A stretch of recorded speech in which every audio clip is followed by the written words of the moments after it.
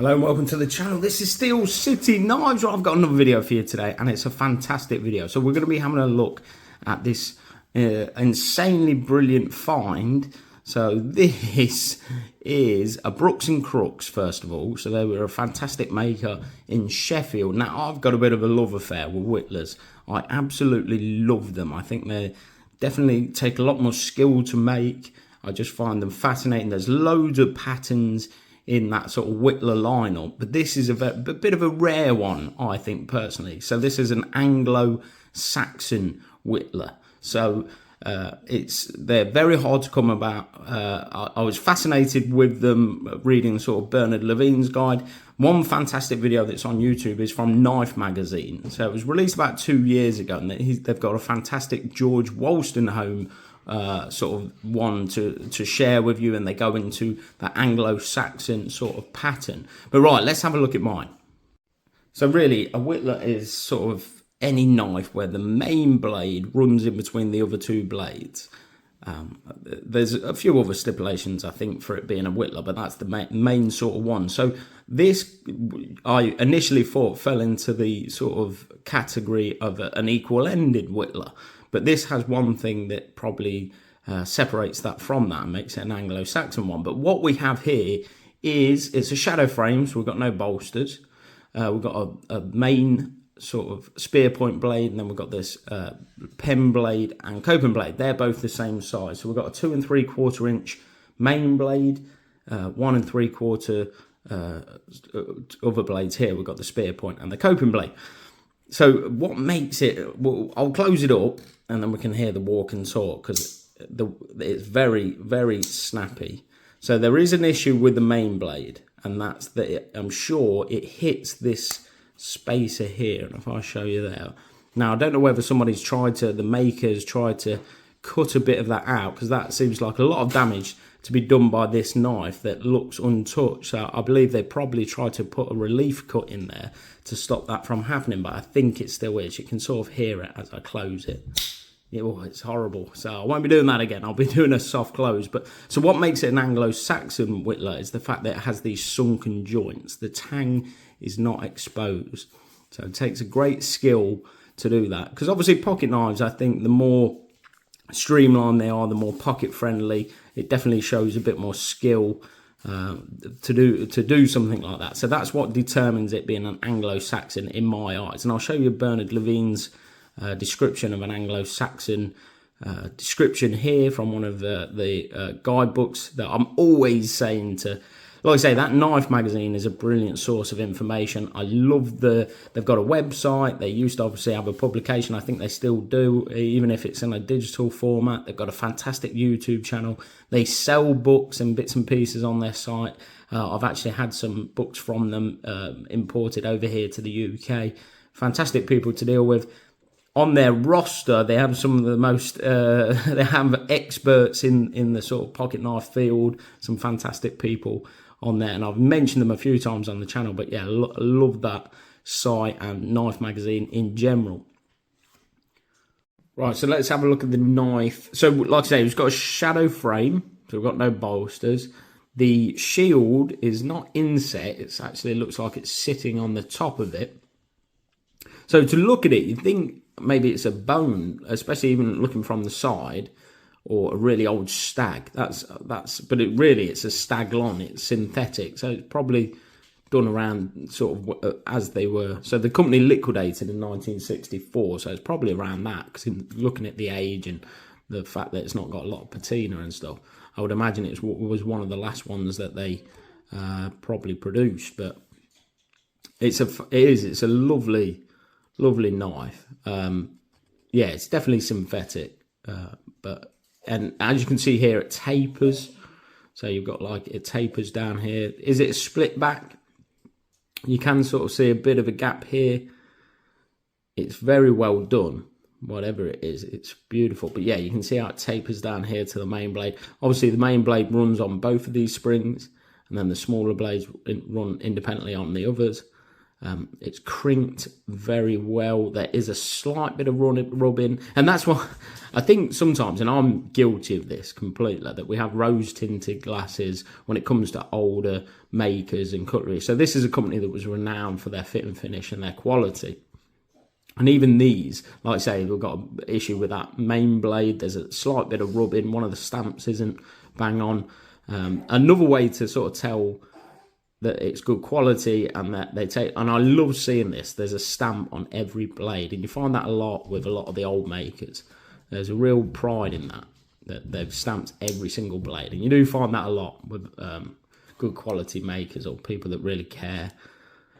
But yeah, I've noticed that a lot, every single blade. But like I say, that's right, and that's what you're going to get, handmade cutlery, and I think that's what we've got to, I think our standards for handmade cutlery or traditional cutlery in general are so high these days. They really are. We really crucify a lot of companies for, and it's so hard to make. There's so many variables to making a traditional knife, and it's made in this way for a reason. You know, brass being a self-lubricating metal, and that's why they used it. But it's also very malleable. It bends quite easy. And obviously, we're introducing force and sometimes heat into it and things like that. It's going to distort.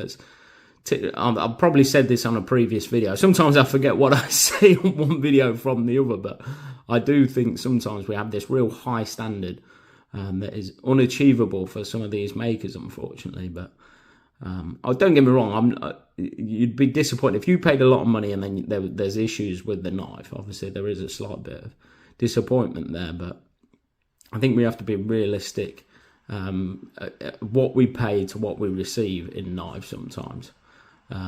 Obviously, I think a lot of our perspective is distorted through like imports from China because they're so cheap.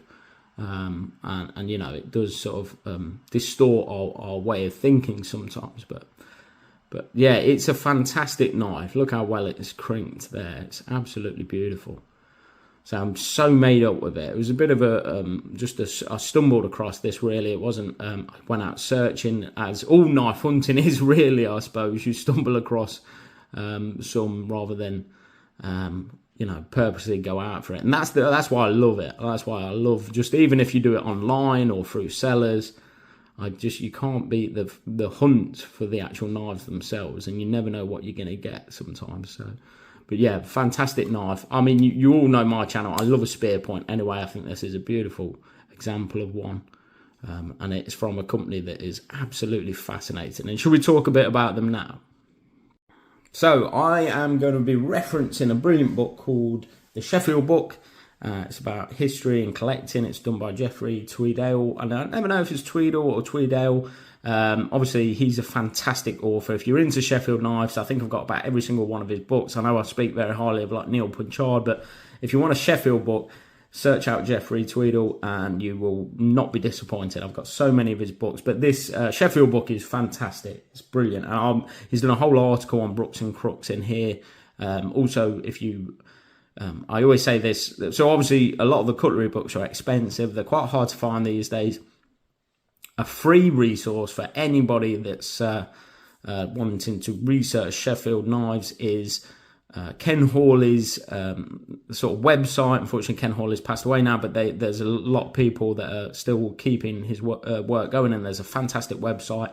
It's called Name on a Knife Blade. They have so much information on all Sheffield companies throughout history. A fantastic source of information. They've got a brilliant piece on Brookes and Crookes. Like I say, they were a really well thought of company, and if you're out knife hunting and you see a Brookes and Crookes, jump on it. Absolutely jump on it, and keep them in your forefront when searching. So that's their symbol, the bell symbol there. I'll show you one of their old advertisements from the Sheffield book. I love seeing all these old advertisements. And then, right, so let's talk about, so it was founded in sort of 1858. That's how far they can sort of take the company back. And it was founded by a guy called John Brookes, and then he was joined by somebody called Thomas Crookes. So unfortunately, John Brookes died at 39 and Thomas Crookes ran it afterwards. But they were both also known for looking after their workforce. So they paid them bonuses for new knife designs, did them days out and things like that. So they really did look after their workforce, which was a fantastic thing in that sort of era. And John Brookes was somebody that wanted to really strive for quality within the company, and Thomas Crookes was somebody that really wanted to look after his workforce. So a brilliant combination, and probably why the company was so successful. And they won so many awards. So I've spoken before, when I did a silver fruit knife, I talked of the Great Exhibition and went into a bit of detail there about that sort of era. But essentially what they did, they used to have these world fairs where companies would go and advertise their wares and showcase their wares. If I could go back in time, I'd love to go round one, and I think it would be amazing. But yeah, they won awards at London, Vienna, Paris, Philadelphia and Calcutta. So they were, award winning. Like I say, they went from 1858 to 1964. So they had a real long period where they ran successful. So, and another fantastic name in cutlery joined them, a guy called Westby. So if you know my channel, you probably see me show these knives before. So a guy called Westby ran the company with Crookes, I think he was like his manager. So Westby went on to have two sons, John and Joseph, who also went and created cutlery companies in Sheffield, and they were both successful and have a few of their knives as well. So again, you find it a lot, and even in America or Zollingen or whatever, that the companies collide, or they help one another, or in some way. So obviously Westby worked for Brookes and Crookes, and then his sons there went on to create cutlery companies themselves. So it's amazing how it all works together. Right, that's all from me. I hope you enjoyed this one. Please like and subscribe and hit that bell for notifications and future releases, and I will see you on the next one.